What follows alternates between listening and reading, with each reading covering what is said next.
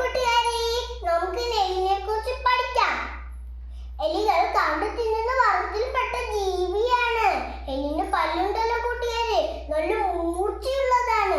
ഭക്ഷണം കഴിക്കാൻ മാത്രമല്ല ഈ പല്ല് ഉപയോഗിക്കുന്നത്, കട്ടിയുള്ള സാധനങ്ങൾ കടിച്ചു മുറിക്കാനുമാണ് ഈ പല്ല് ഉപയോഗിക്കുന്നത്. ഈ പല്ലുണ്ടല്ലോ കൂട്ടുകാരെ, തേഞ്ഞു പോയാൽ വീണ്ടും വീണ്ടും വളർന്നു വരും. ഈ എലികൾ താമസിക്കുന്നത് എവിടെയാണെന്ന് കൂട്ടുകാർക്ക് അറിയാമോ? ചെറിയ മാളങ്ങളിലും ദ്വാരങ്ങളിലുമാണ് താമസിക്കുന്നത്.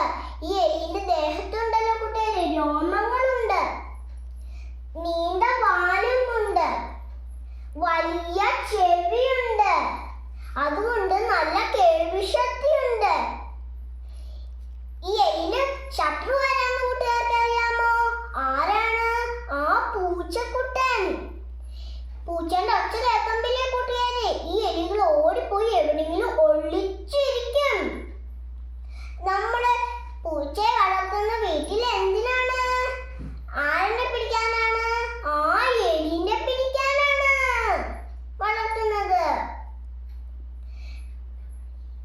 പൂച്ചയെ കണ്ടാലില്ലേ എലികൾ ജീവനും കൊണ്ട് ഓടിപ്പോവും. പാമ്പ്, ചില പക്ഷികൾ എലിയെ പിടിച്ചു തിന്നും. മനുഷ്യനില്ലേ ഈ എലികൾ ശല്യമാണ്. നമ്മൾ നട്ട് പിടിപ്പിക്കുന്ന കപ്പയൊക്കെ ഇല്ലേ, അതിന്റെ താഴെ വേര് വരത്തില്ലേ കൂട്ടുകാരി, അത് ഈ എലികൾ കുഴിച്ച് ആ വേരിന്റെ അടുത്ത് വരും. എന്നിട്ടില്ലേ അത് ആ വേര് മൊത്തം തിന്നും.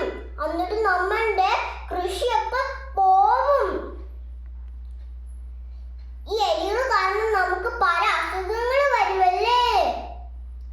ഈ എലിമൂത്രം നമ്മള് തൊട്ടാൽ അതിനകത്തുള്ള രോഗങ്ങൾ നമ്മളുടെ കയ്യെ വരും. എന്നിട്ട് ആ രോഗങ്ങൾ